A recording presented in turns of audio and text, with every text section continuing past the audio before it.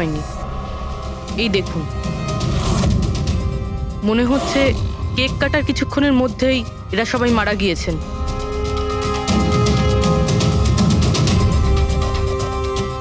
হাতাহাতির কোনো চিহ্নই নেই, সোজা গুলি করেছে।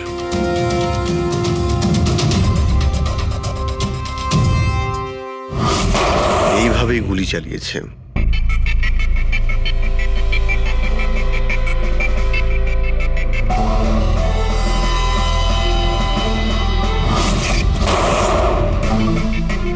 আরেকটা লাশ কোথায়?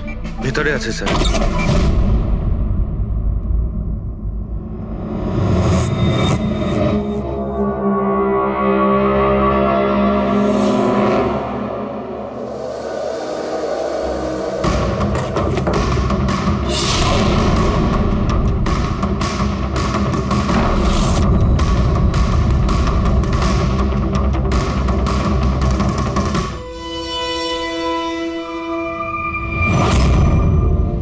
গান কেস, কিন্তু এ তো পুরো খালি।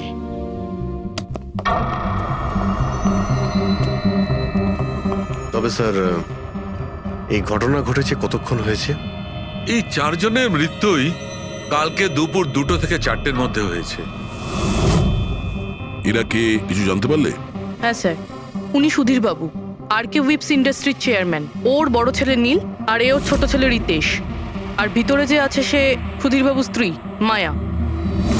স্যার, নীল আর রিতেশ দুজনেই আর কে উইভস কোম্পানির বোর্ড মেম্বার ছিল, কিন্তু কোম্পানির অবস্থা খুবই খারাপ ছিল, বন্ধ হওয়ার জোগাড়। প্রচুর ধার বাকি হয়ে গেছিল, আর বাজারের ধারও মেটাতে পারছিল না, সমস্যা বেড়েই চলেছিল। তাহলে এখানে সেলিব্রেশন কি জন্য হচ্ছিল? স্যার, সুধীর বাবুর 60তম জন্মদিন ছিল। বার্থডে সেলিব্রেট করছিল? তাহলে নিশ্চয়ই আরো অনেকে এসেছিল। অফিসের কিছু লোক এসেছিল স্যার, আর ওদেরকে জিজ্ঞাসাবাদ করে ছেড়ে দিয়েছি। এরা সবাই এখানে একসাথে থাকতো কি? না না স্যার, এখানে তো শুধু সুধীরবাবু আর মায়া থাকতেন। সুধীরবাবু নীল আর রিতেশের জন্য আলাদা আলাদা বাংলো কিনে রেখেছিলেন, এরা দুজন ওখানেই থাকতো। আজকে তারা বাবার জন্মদিন পালন করতে এসেছিল। স্যার, সন্ধেবেলায় অনেক বড় একটা পার্টি হওয়ার কথা ছিল। কেক কাটার কিছুক্ষণের মধ্যেই সবাই মারা যায়।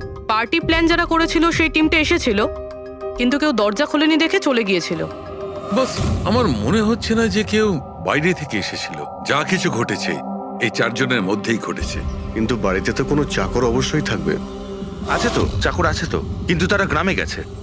সুধীরবাবু শুধু আজকের জন্য একজন সার্ভেন্ট হায়ার করেছিলেন, সে কাল সকালে কাজ করে গেছিল, আর পার্টি শেষ হওয়ার পরে আজকে এসে পরিষ্কার করার কথা ছিল।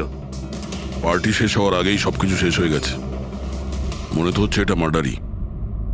সরি ডক্টর সালুকে, আমার এটা মনে হচ্ছে যে এই 4 জন ছাড়াও এখানে আরো একজন ছিল, যে বাইরে থেকে ভেতরে এসেছিল। একটু মন দিয়ে দেখো, এখানে কোনো হাতাহাতির কোনো চিহ্ন নেই, আর প্রত্যেকটা জিনিস নিজের জায়গাতেই আছে। এটা মনে হচ্ছে যে কেউ কেকের মধ্যে কিছু মিশিয়ে দিয়েছিল, যেটা খেয়ে এরা 4 জনই অজ্ঞান হয়ে গেছিল। তারপরে ওই 5 নম্বর লোকটা বাড়ির মধ্যে ঢুকলো, এসে সবাইকে গুলি করে দিল। এটা বস 100% মার্ডার। মার্ডার আর সুইসাইডও। আচ্ছা, তোমরা তো নিশ্চিতভাবে কি করে বলছো? স্যার, এই দেখুন, বাকি 3টে লাশের কাছে স্ট্রাগলের কোনো চিহ্ন মাত্র নেই, শুধুমাত্র সুধীর বাবু ছাড়া।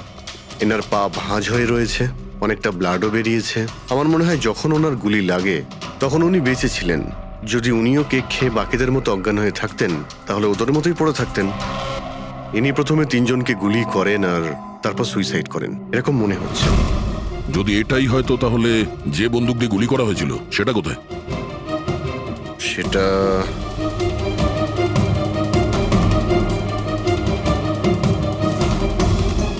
এইখানে গুলি লেগেছিল, মানে মাথাতে। সুধীর বাবু যদি এইভাবে গুলি চালান তো এইভাবেই হয়তো পড়েছেন, আর তখনই হাত থেকে বন্দুকটা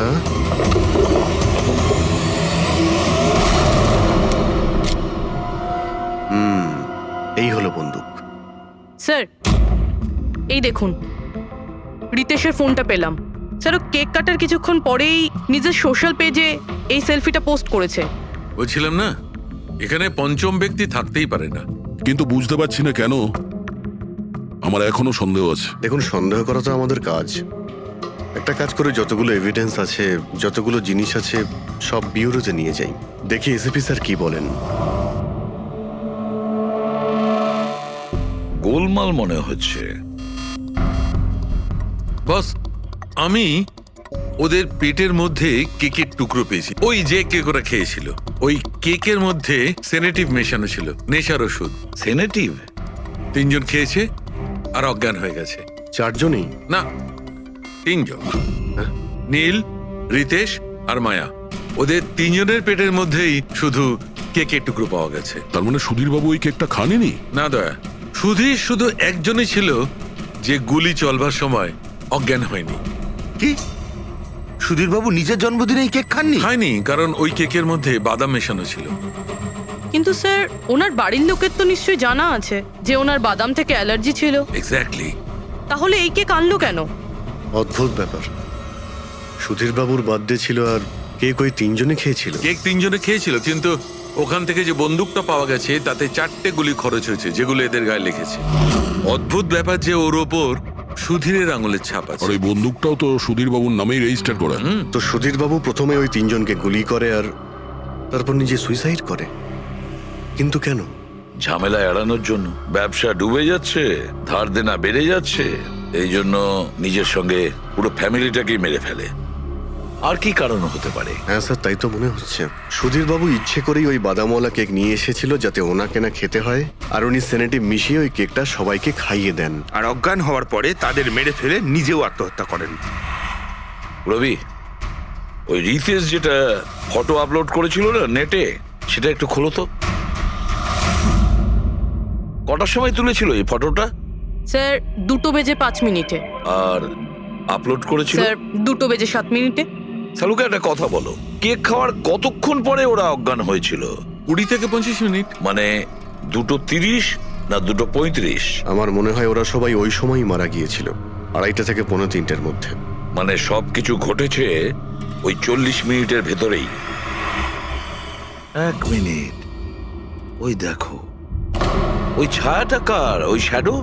এই 4 জন তো এখানে দাঁড়িয়েছিল, তাহলে ছায়া ওখানে গেল কি করে? সেটা ওখানে গিয়েই দেখতে হবে। এই শ্যাডোটা কার ছিল? 2:04।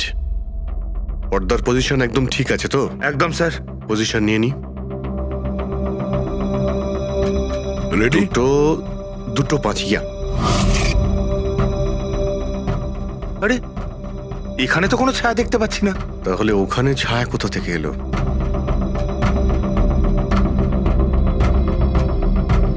রোদটা এই দিক থেকেই আসছে। পুরবি, তুমি ওইখানটা গিয়ে দাঁড়াও তো। ইয়া, ব্যাস।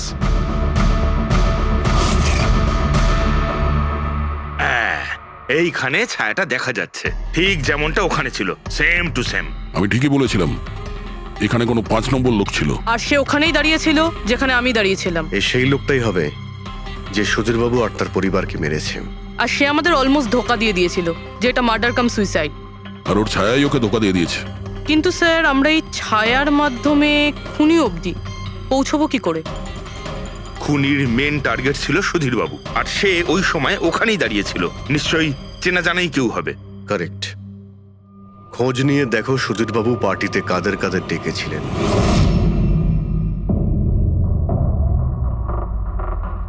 স্যার, আমি পড়ি। তুমি সুধীরের এক্সিকিউটিভ অ্যাসিস্ট্যান্ট? হ্যাঁ স্যার, আমি Jahnavi. Marketing head. Yes sir. হ্যাঁ স্যার, আমি জগন্নাথ, আমি কোম্পানির লয়ার। আর সুধীরবাবুর পার্সোনাল লয়ারও। আগে হ্যাঁ, কিন্তু আপনারা আমার কাছে কি জানতে চাইছেন? সুধীরবাবুর কোম্পানিতে প্রায় 300 লোক কাজ করতেন, কিন্তু উনি পার্টিতে শুধু আপনাদের 3 জনকেই ডাকলেন। এরকম কিসের বিশেষ সম্পর্ক ছিল আপনাদের সঙ্গে সুধীরবাবুর? স্যার, আমি আগেও বলেছি যে আমি ওনার এক্সিকিউটিভ অ্যাসিস্ট্যান্ট। তো একজন এক্সিকিউটিভ অফিসারের সঙ্গে এতটা পার্সোনাল রিলেশনশিপ? স্যার, আমি ওনার শুধু কাজই না, বরং ওনার পার্সোনাল লাইফও ম্যানেজ করতাম। আই মিন পার্সোনাল আর প্রফেশনাল দুটোই। আর ওই দিনও আমি পার্টি ম্যানেজ করতে গেছিলাম, সেলিব্রেট করতে না। আর উকিল বাবু আপনি? স্যার, আমি আর সুধীর হলাম ছোটবেলাকার বন্ধু। ওর বার্থডে আর আমি যাব না, এটা কি করে হতে পারে? আর আপনি, আপনাকে কেন ইনভাইট করেছিল সুধীরবাবু পার্টিতে? স্যার, আমাকে সুধীর স্যার না, নীল ইনভাইট করেছিল। আমি আর নীল খুব ভালো বন্ধু ছিলাম। I see. তো আপনি ওনার পুরো শিডিউল ম্যানেজ করতেন? হুম। তো এই বার্থডে পার্টির দিন কেউ কেউ কি আসার কথা ছিল? কোনো মিটিং রেখেছিলেন আপনারা? স্যার ওই দিন ব্যাংক হলিডে ছিল, তার জন্য কোনো মিটিং বা অ্যাপয়েন্টমেন্ট ছিল না। আর ওনার বার্থডে ছিল, তাই উনি পুরো দিন ওনার ফ্যামিলির সাথেই কাটাতে চাইতেন। দুপুর 2টো থেকে 3টের মধ্যে আপনারা কোথায় ছিলেন? স্যার আমি তো আমার বাড়িতেই ছিলাম, ভ্লগ বানাচ্ছিলাম। V blog? Video blog. আমার একটা ইন্টারনেট চ্যানেল আছে যেখানে আমি ভিডিও বানিয়ে আপলোড করি। স্যার আমি বাড়িতে ঘুমোচ্ছিলাম, আমার শরীরটা ঠিক ছিল না। স্যার আমি আমার ফ্যামিলির সাথে ফিল্ম দেখতে গিয়েছিলাম। আচ্ছা, কিছুদিনের মধ্যে সুধীর বাবুর ব্যবহারে কোনো পরিবর্তন দেখেছিলেন আপনারা? হ্যাঁ স্যার, আমি একটা জিনিস নোটিস করেছিলাম। স্যার আজ থেকে ঠিক 1 মাস আগে আমাদের মিটিং চলছিল।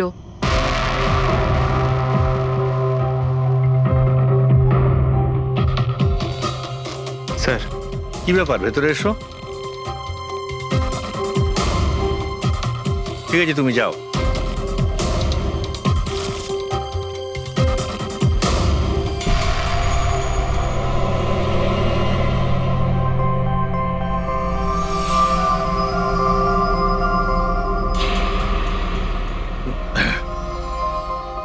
Sorry gentleman, meeting is over.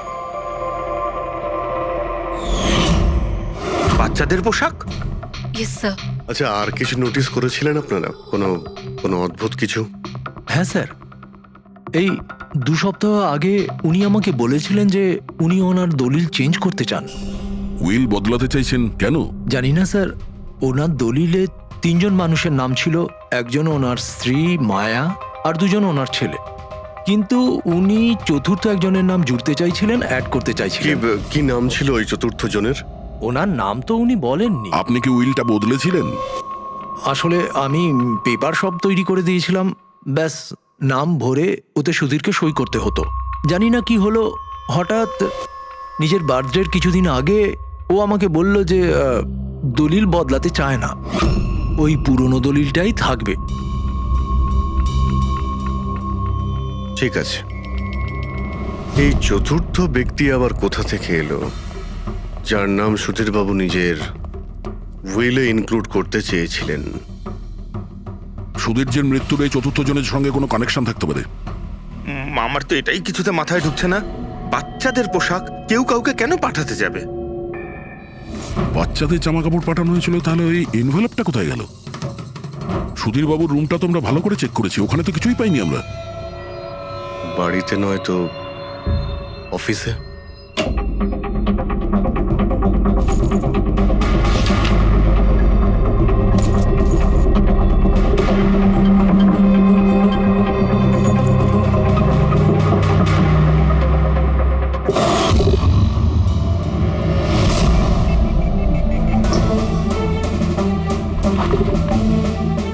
পেয়ে গেছি।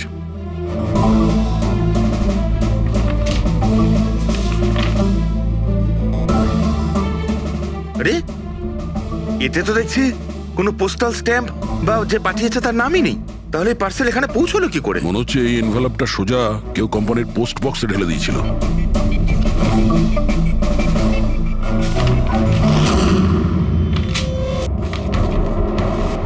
এই এনভেলপটা ডক্টর সালুকের কাছে পাঠিয়ে দিই, উনি হয়তো কিছু পেতে পারেন। ঠিক আছে। আচ্ছা, এই জাহ্নবী বলছিল যে এই পার্সেলটা দেখে মিস্টার সুধীর একদম চমকে গিয়েছিলেন। হতে পারে কোনো পুরনো স্মৃতি জেগে উঠেছিল। আর তারপর উনি কাউকে কলও করেছিলেন হয়তো। আগের মাসের কল ডিটেলস সুধীরবাবুরটা দেখি এই এনভেলপ পাওয়ার পরে সুধীরবাবু সবার আগে কাকে ফোন করেছিলেন? সুধীরের ফোন এসেছিল অনেক বছর বাদে। কি কথা হয়েছিল আপনাদের দুজনের? খুব রেগেছিল যে আমি ওকে কেন এনভেলপটা পাঠিয়েছিলাম, কিন্তু আমি তো ওকে এনভেলপ পাঠাইনি। কিন্তু কোনো কারণ তো ছিল যাতে সুধীর বাবু আপনাকে সন্দেহ করেন। হ্যাঁ নিশ্চয়ই, ওই এনভেলপে বাচ্চার জামা ছিল। ওর মনে হয়েছিল ওটা সেই জামাটাই যেটা আমি আর সুধীর আমাদের সন্তানের জন্য কিনেছিলাম। আমাদের বাচ্চার জন্য? আমার আর সুধীরের সন্তান। 30 বছর আগে আমি আরকে ওয়েবস কোম্পানিতে অ্যাকাউন্ট ডিপার্টমেন্টে কাজ করতাম। সুধীরের বাবা সেটার মালিক ছিল। ওখানেই সুধীর আর আমার সম্পর্ক হয়েছিল। আর কিছু বোঝার আগেই আমি বুঝতে পারি যে আমি সুধীরের সন্তানের মা হতে চলেছি। তো আপনাদের দুজনের বিয়ে হয়নি? না, হয়নি। সুধীর তো কথা দিয়েছিল, কিন্তু ওর প্যারেন্টস রাজি হয়নি, কারণ আমি ওদের স্টেটাসে ছিলাম না। ওনারা তো সুধীরের বিয়ে অনেক বড়লোক বাড়িতে আর সেম স্টেটাসে করতে চেয়েছিলেন। তারপরে ওর প্যারেন্টস আর ফ্যামিলি খুব চেষ্টা করেছিল ওকে, আমাকে, এমনকি আমার ফ্যামিলিকেও বোঝানোর জন্য যে আমি বাচ্চাটাকে নষ্ট করে দিই। আমিও ঠিক করেছিলাম যে যাই হয়ে যাক আমি আমার সন্তানকে জন্ম দেবই। 15ই মার্চ 1990 সালে আমার সন্তান এই পৃথিবীতে এসেছিল, কিন্তু সেই রাতেই ও মারা গিয়েছিল। যে বাচ্চাটাকে কোলে নিয়ে আদর করছিলাম, ছোট ছোট জামা কাপড় পরাচ্ছিলাম, কিচ্ছু করতে পারিনি আমি। আমি ভেবেছিলাম যে এরকম সময় তো সুধীর আমার পাশে থাকবে, আমাকে সাপোর্ট করবে, কিন্তু ও তো এর আগেই আমার সাথে কথা বলাটাও বন্ধ করে দিয়েছিল। আর ওই মাসেই ও মায়াকে বিয়েও করেছিল। তো সেই জন্যই আপনি আজ অব্দি বিয়ে করেননি আর এখানে একাই থাকেন? হ্যাঁ, সুধীরবাবু আপনার সঙ্গে যা যা করেছেন তার জন্যে খুব কষ্ট হয়েছে আপনার, হয়তো খুব ঘেন্না করতেন ওকে। আমার থেকে বেশি ঘেন্নাও কে আর কেই বা করতে পারে। উনি আপনাকে আপনার অধিকার দেয়নি, আপনি সম্পত্তিতে ভাগ চাইলেন, আর যখন সম্পত্তি উনি আপনাকে দিলেন না তখন আপনি রেগে গেলেন আর মেরে দিলেন ওকে। আমি ওকে মারিনি, আর আমি ওকে কেন মারবো? আমি তো চেয়েছিলাম যে ও বেঁচে থাকুক আর সারা জীবন কষ্ট পাক। যেদিন সুধীরবাবু মারা যান সেদিন দুপুরবেলা আপনি কোথায় ছিলেন? আমি বাড়িতেই ছিলাম। আপনার কাছে কোনো উইটনেস বা প্রমাণ আছে? কোনো প্রমাণ নেই। হ্যালো, হ্যাঁ স্যার, ওকে স্যার, হ্যাঁ এখানেই আছেন, আমি বলে দিচ্ছি। হ্যাঁ, ইয়েস স্যার। স্যার সালুমকে স্যার ফরেন্সিকে ডাকছেন তাড়াতাড়ি, বলছিলেন যে কিছু। ওই এনভেলপটাকে যখন আমি ভালো করে পরীক্ষা করলাম তাতে কোনো ফিঙ্গারপ্রিন্ট তো পাইনি, কিন্তু ওই এনভেলপ থেকে আমি ডিএনএ এর জন্য স্যাম্পল পেয়ে গেছি।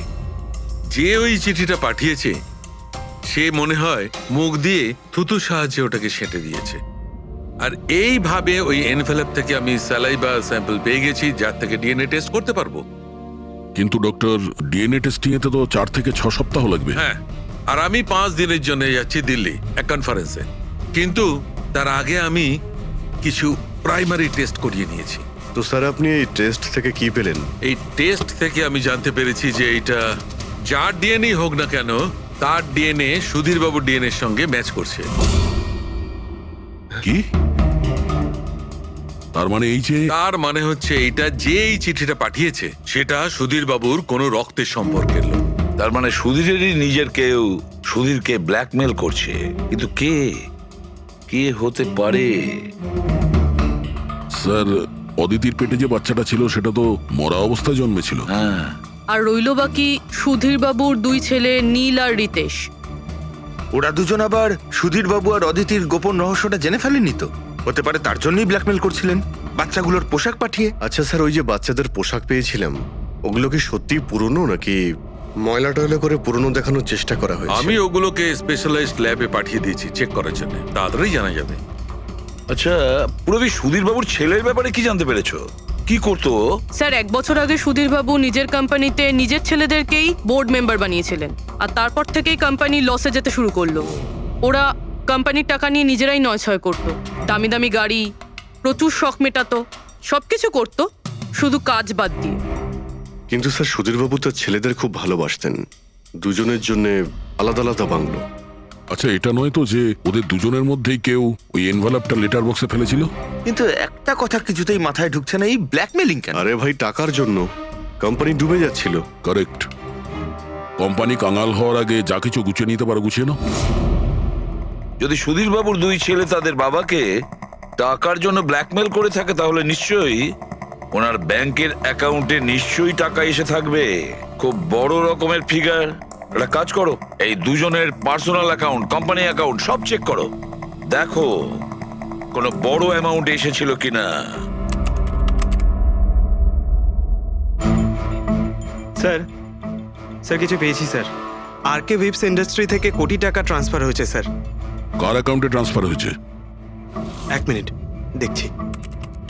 এগুলো রিতেশ আর নীলের অ্যাকাউন্টই হবে? না স্যার, প্রাইভেট অ্যাকাউন্ট, রেচেলের নামে। কোন টাকা? আপনারা কি নিয়ে কথা বলছেন? আমি কিচ্ছু জানি না। কোন টাকা? সেই টাকাটা যেটা আরকে ভিপস এর অ্যাকাউন্ট থেকে তোমার অ্যাকাউন্টে ট্রান্সফার হয়েছে। এবার কিছু মনে পড়েছে? ওটা তো আমার স্যালারি। আমি ওখানে কাজ করতাম। স্যালারি? 11 কোটি স্যালারি? হ্যাঁ, তাও আবার 2 সপ্তাহের। ওই হিসাবে তো তোমার মান্থলি স্যালারি 22 কোটি টাকা হবে। কি কাজ কি করো তুমি? ব্ল্যাকমেলিং এর কাজ। তুমি আর রিতেশ দুজন মিলে সুধীর বাবুকে ব্ল্যাকমেল করছিলে।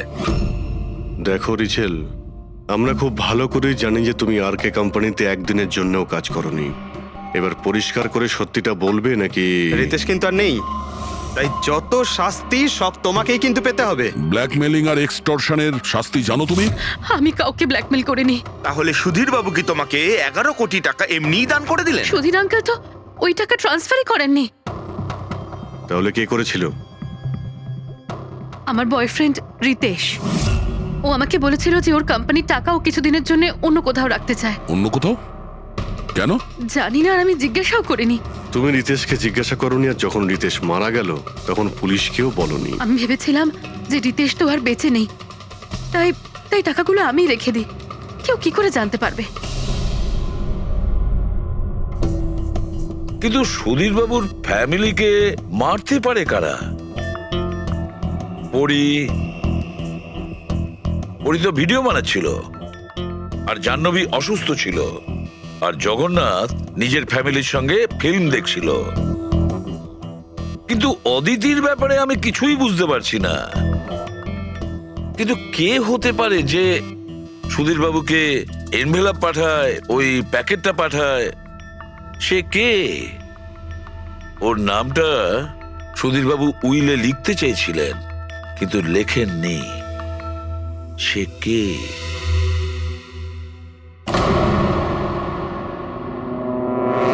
প্রেমের দ্বিতীয় কেকটা কোথা থেকে আসলো? হ্যাঁ স্যার, এখানে দুটো কেক। সেটাই তো, যখন বার্থডে ছিল সুধীর বাবু তার নিজের ফ্যামিলির সঙ্গে, ছোট কেকটা কেন কাটতে যাবে যেখানে এত বড় কেকটা রয়েছে এর সামনে? স্যার, যাতে ও রাতে পার্টিতে বড় কেক খেতে পারে। আরে ভাই, সুধীর বাবু কি 18 বছরের বাচ্চা ছিল নাকি যে নিজের বার্থডেতে দুটো কেকের অর্ডার দেবে? স্যার, হতে পারে এই কেকটা ওনাকে কেউ গিফট করেছে, এই কিন্তু বাদামওয়ালা সেটা কেক। তো বক্সে নিয়ে আসবে, আর তার উপরে কেক শপের নামটাও লেখা থাকবে। না স্যার, ওখানে তো আমরা কোনো বক্স পাইনি। ছিল না? হতে পারে কেউ এই কেকটা বাড়িতে বানিয়েছে, সেই জন্যই আমরা ওখানে বক্স পাইনি। কিন্তু এই আমন্ড দেওয়া কেক পাঠালোটাকে? স্যার, হ্যাঁ, স্যার আমি জাহ্নবীর সোশ্যাল প্রোফাইল চেক করছিলাম। স্যার, এখানে ওর অনেক অনেক ছবি আছে যেখানে ও কেক আর পেস্ট্রি বেক করছিল। বেকিং ও খুব পছন্দ করে। হ্যাঁ, আমি বেকিং পছন্দ করি, তাতে কি? তো কিছু না, তুমি বাদামওয়ালা কেক বানিয়েছিলে না সুধীর বাবুর জন্য? আমি যখন জানি যে ওনার বাদামে অ্যালার্জি, তাহলে আমি ওনার জন্য বাদাম কেক কেন বানাবো? কারণ তুমি চাইছিলে যে উনি কেকটা না খান, যদি খেতে অজ্ঞান হয়ে যেত না। আর তুমি চাইতে যখন তুমি ওকে মারবে তখন যেন ওর জ্ঞান থাকে, কষ্ট পায় তোমার সামনে, প্রাণ ভিক্ষা করে, তাই না? আরে আমি সুধীর আঙ্কেলকে কেন মারবো? তুমি কেকের মধ্যে সেনেটিভ মেশাওনি রিতেশ, নীল আর মায়াকে মারার জন্য? আপনারা এইসব কি বলছেন বলুন তো? ব্যাস ব্যাস, অনেক হয়েছে। তুমি বলেছিলে না যে ওই দিন তুমি অসুস্থ ছিলে আর বাড়িতেই ছিলে? কোথাও তুমি যাওনি। তুমি পার্টিতে কিভাবে গিয়েছিলে কিনা পার্টিতে? আমি সত্যি 2-3টে পর্যন্ত ঘুমিয়েছিলাম। তারপর ঘুম থেকে ওঠার পর আমার মনে হলো যে আমি একটু বেটার ফিল করছি, আর তাই আমি পার্টিতে চলে যাই। এতে আমার কি অন্যায়? তুমি যদি রাত 2টা থেকে 3টে অবধি সত্যিই ঘুমিয়েছিলে, তাহলে 2:30টার সময় যখন সুধীর বাবু মারা যান তখন তোমার মোবাইল ওনার ঘরের সামনে গেল কি করে? দেখো জাহ্নবী, মিথ্যে বলে কোনো লাভ নেই। আমরা তোমার মোবাইলের রেকর্ড চেক করে দেখেছি। যে সময় সুধীর বাবু মারা যান সেই সময় তোমার ফোনের লোকেশন ওনার বাড়ির কাছেই ছিল। এবার সত্যি বলবে নাকি আরো টাইম ওয়েস্ট করতে চাও? আমি আর নীল একে অপরকে ভালোবাসতাম। আমরা ভেবেছিলাম যে নীলের বাবার বার্থডে, আমাদের কাছে একটা ভালো সুযোগ ছিল ওনাকে আমাদের ব্যাপারটা বলার। আর সেই জন্যই আমি ওখানে যাই। ওখানে গিয়ে নীলকে অনেকবার কল করি। প্রায় 1 ঘন্টা ওখানে ছিলাম আমি, কিন্তু নীলের কোনো কল আসেনি। আমি ভেবেছিলাম নীল হয়তো সময় পাচ্ছে না আমাকে কল করার। মিথ্যে কথা।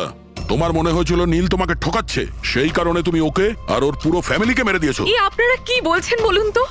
আমি বেকিং করতে ভালোবাসি, তার মানে তো এটা নয় যে খুনটা আমি করেছি। ইন্টারনেটে রেসিপি দেখে তো যে কেউ কেক বানিয়ে ফেলতে পারে। কেক বানানো কি এমন কঠিন কাজ? আর রিতেশের গার্লফ্রেন্ড রেচেল, ও তো বেকিং করে। আপনারা ওকে কি কেন কিছু জিজ্ঞেস করছেন না? সবাইকে জিজ্ঞেস করবো আমরা। ডাকো সবাইকে। ভীষণ ইন্টারেস্টিং কেস এটা। এরকম খুব কম হয় যে এতজনের কাছে একটা লোকের প্রাণ নেওয়ার জন্য সুযোগও আছে আর মোটিভও আছে। আপনারা আবার? আরে স্যার, আমি কেন মারবো ওনাকে? আপনি নীলকে বিয়ে করতে চেয়েছিলেন, ওর ফ্যামিলির লোকেরা রাজি হয়নি। এ তো খুব বড় একটা কারণ খুন করার। আর সুধীর বাবুর ফ্যামিলির জন্য আত্মমর্যাদা, সোশ্যাল স্ট্যাটাস অনেক গুরুত্বপূর্ণ ব্যাপার ছিল। এর সবচেয়ে বড় এক্সাম্পল অদিতি দেবী। আর সুধীর বাবু এই নিজের সম্পত্তি আর স্ট্যাটাসের জন্য আপনার জীবন নষ্ট করে দিয়েছেন।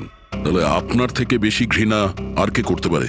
আমার কাছে পয়সার কোনো মূল্য নেই, আর না কোনো বিষয়ে রিগ্রেট। আফসোস তো তোমার হওয়ার কথা রাচেল। এখানে তো 5,000 টাকার জন্য মানুষ মানুষকে খুন করে, আর তুমি তো বসে বসে 11 কোটি টাকা পেয়েছো। আর আপনি? আপনার হাতে তো সুধীর বাবু তার লাইফের রিমোট কন্ট্রোল দিয়ে দিয়েছিল। আপনি সবই জানতেন ওনার ব্যাপারে। এটাও জানতেন যে উনি ওনার গানটা কোথায় রাখেন। দেখুন, আপনাদের যা ইচ্ছে বলতে পারেন। আমি আপনাকে আগেও বলেছিলাম যে আমি সেদিন ঘরে ভিডিও ব্লগ বানাচ্ছিলাম। চাইলে আমার ফোনও চেক করতে পারেন। হ্যাঁ হ্যাঁ, নিশ্চয়ই। ওই দেখি, জানা তো যাবে কিভাবে ভিডিও ব্লগ বানানো যায়।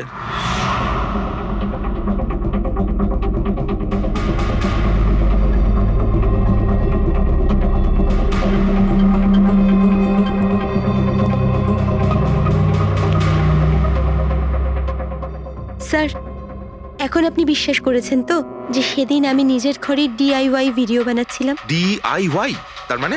Do it yourself. স্যার, আমি প্রত্যেকদিন নিজের ইন্টারনেট চ্যানেলে মানুষদের দৈনন্দিন কাজের ইজি পদ্ধতি দেখাই। Do it yourself. স্যার, হ্যাঁ, নিউজ পেপারটা দেখুন, ডেটটা ওই একই। হ্যাঁ সেটাই তো আছে। মানে ভিডিও ওই দিনই শুট করা হয়েছিল। স্যার, হ্যাঁ পুরবি। স্যার আমি মেমোরি কার্ডের ডেট আর টাইম চেক করেছি। এই ভিডিওটা ওই দিনই তৈরি করেছিল, 2টো থেকে 4টের মধ্যে। আচ্ছা, আর স্যার, ওরির মোবাইল লোকেশন ক্রস চেক করেছিলাম আমরা, তাতে দেখলাম ও সেদিন বাড়িতেই ছিল। পুরবি একটা কাজ করো, এই 4 জন লেডিসকে আলাদা ঘরে বসাও। স্যার, হুম, চলো।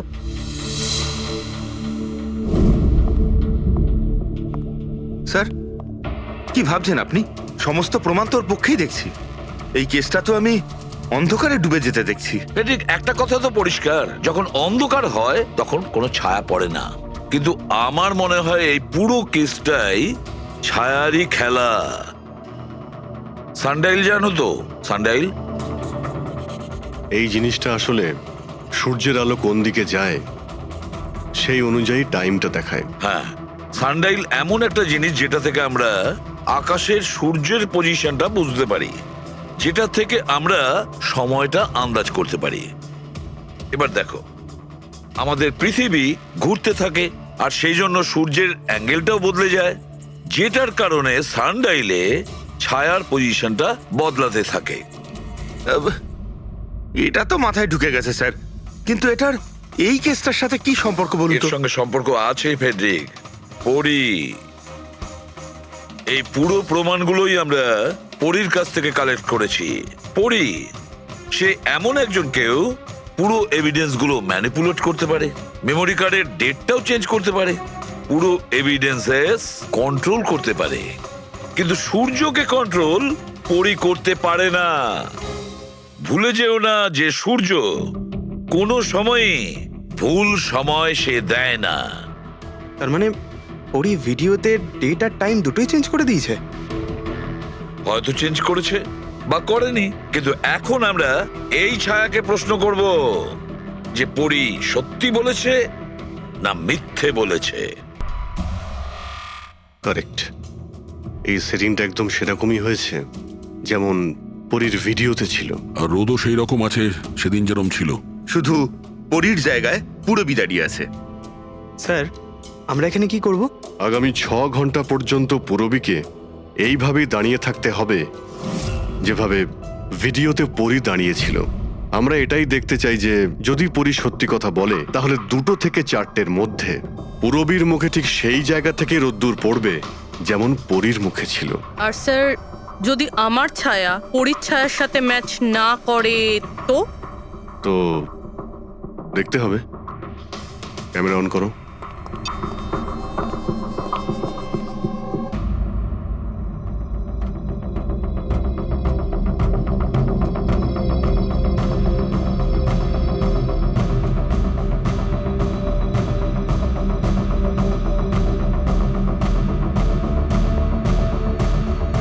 চলো, গুড। ওকে পুরবী, রিল্যাক্স। আচ্ছা কি আছে এই ভিডিওতে? আরে দেখতে দাও ভাই।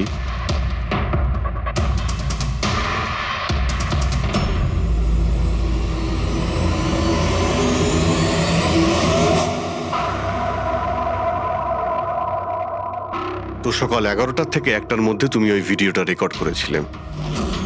আর তুমি খুব চালাকির সাথে ভিডিও ডেট আর টাইম চেঞ্জ করে দিয়েছো। মেমোরি কার্ডের ডেট আর টাইম বদলে দিয়েছিলে, নিজের মোবাইল ফোনটা বাড়িতে রেখে দিয়েছিলে যাতে আমরা ওখানকার লোকেশন পাই। তুমি কি মনে করেছিলে এসব করার ফলে আমরা বোকা হয়ে যাব? হ্যাঁ, না তুমি আমাদেরকে বোকা বানাতে পারলে, না আকাশে ওঠা সূর্যকে। তোমার ভিডিওতে রোডের ডিরেকশন দেখে স্পষ্টই বোঝা যাচ্ছে ওই ভিডিওটা 11টা থেকে 1টার মধ্যে শুট করা হয়েছে। চেষ্টাটা ভালোই করেছিলেন, কিন্তু রিসার্চ ওয়ার্কটা একটু দরকার ছিল। পরি, তোমার ব্যাপারে আমরা সব কিছু জেনে গেছি। পড়ি আমাদের হয়তো ম্যাক্সিমাম 4 সপ্তাহ সময় লাগবে তোমার ডিএনএ টেস্ট করে এটা প্রমাণ করতে যে তুমি সুধীর বাবুর মেয়ে, কিন্তু তাতে সত্যিটা বদলে যাবে না।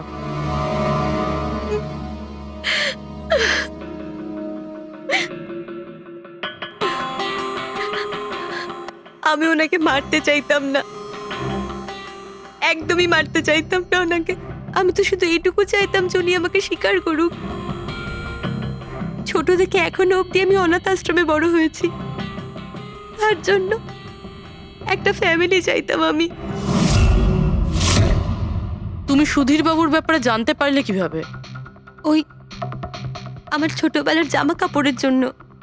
ওই জামা কাপড়ে হসপিটালের কার্ড ছিল, উনি ওটা বের করতে ভুলে গেছিলেন। ওই কার্ডে বাবার নাম্বারও ছিল।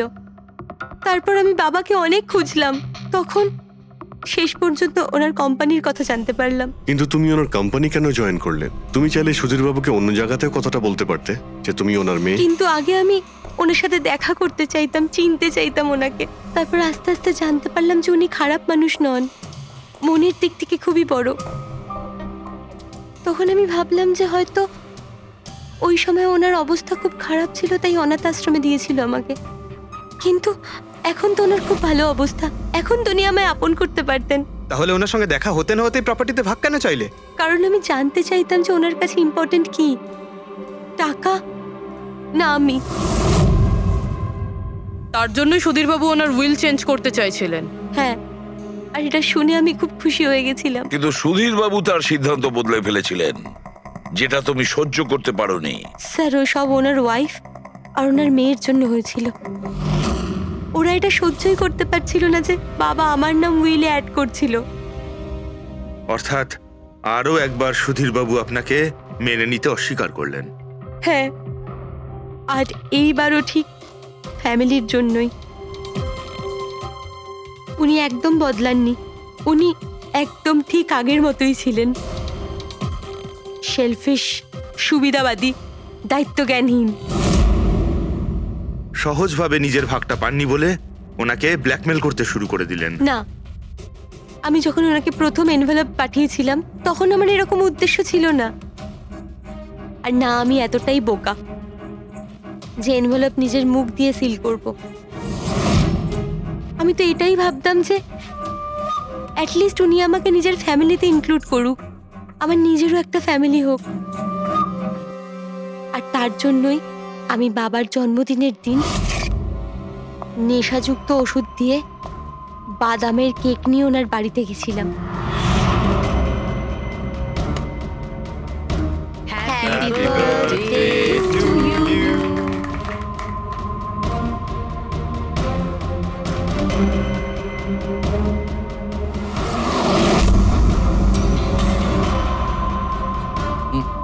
আমার অ্যালার্জি আছে।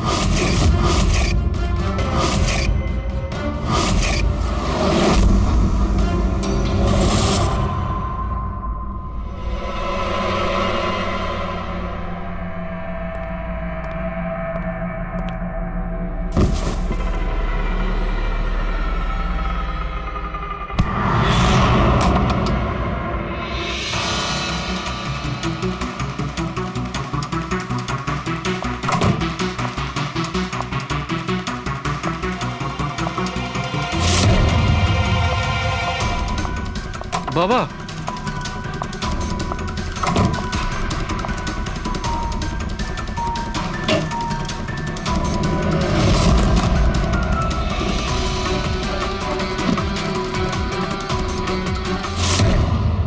তুমি সুধীরবাবুর পুরো ফ্যামিলিকে মারতে চেয়েছিলে না? তোমার লক্ষ্য পূরণ হয়েছে। এবার তোমার সঙ্গে ওনার ফ্যামিলির লাস্ট মেম্বারও শেষ হয়ে যাবে। জেল যাওয়ার আগে আমরা তোমার সঙ্গে কারোর সঙ্গে দেখা করিয়ে দিতে চাই।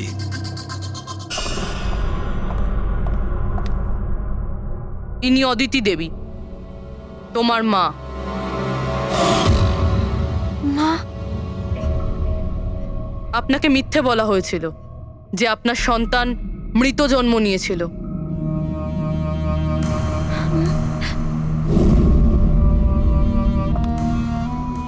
মা,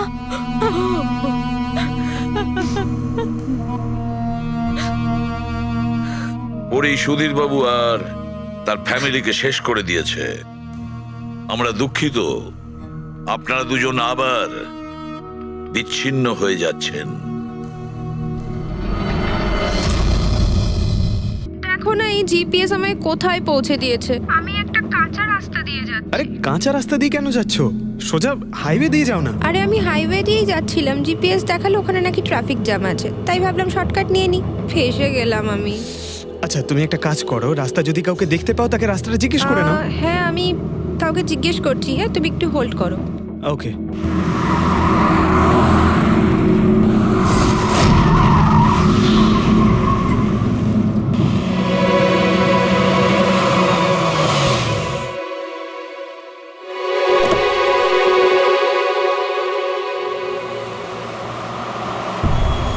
এক্সকিউজ মি, এক্সকিউজ মি, আপনি একটু বলতে পারবেন এই রাস্তাটা হাইওয়েতে কানেক্ট হবে কিনা? হ্যাঁ হবে।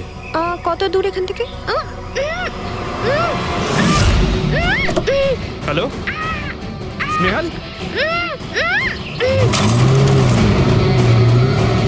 Hello sir. কি হয়েছে পঙ্কজ? স্নেহাল,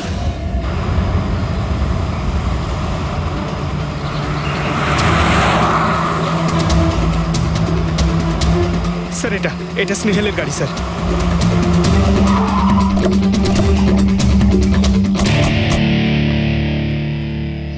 আপনারা? সিআইডি। স্যার আমি ইন্সপেক্টর মহেশ। সামনে থানাতেই আমার পোস্টিং রয়েছে। কিছু জানা গেছে? তেমন কিছু জানতে পারিনি স্যার, কিন্তু গাড়ির সামনে থেকে এই ভাঙা মোবাইলটা পড়েছিল, পেয়েছি স্যার।